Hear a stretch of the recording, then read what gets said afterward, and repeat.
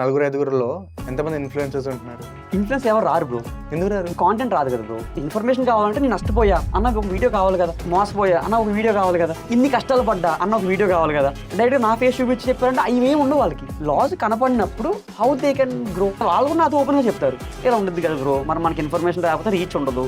వాళ్ళు చేస్తున్న biggest mistakes ఏంటి? వాళ్ళ ఫాలోవర్స్ నమ్ముకొని బ్రాండ్ స్టార్ట్ చేయడమే పెద్ద మిస్టేక్. నాకు ఒక 10,000 మంది ఫాలోవర్స్ ఉన్నారు, నాకు 1,00,000 మంది ఫాలోవర్స్ ఉన్నారు, నేను స్టార్ట్ చేస్తానంటే కొంతవరకు కొంటారు, ఎంతవరకు స్కేల్ అవుతుంది. టాటాయిస్ ఒకటి, ర్యాబిట్ ఒక స్టోరీ ఉంటుంది. అదేంటి టాటాయిస్ ఏంటి, మనం స్లోగా వెళ్తుంది, కన్సిస్టెంట్గా వెళ్తుంది, విన్ అవుతుంది. ప్రెసెంట్ వర్కౌట్ అవ్వదు. అది ఫాస్ట్గా వెళ్ళాలి, కన్సిస్టెంట్గా వెళ్ళాలి. ఈరోజు 10 అమ్మితే రేపు 20 అమ్మాలి, ఎల్లుండి 30, తర్వాత 50, తర్వాత 100.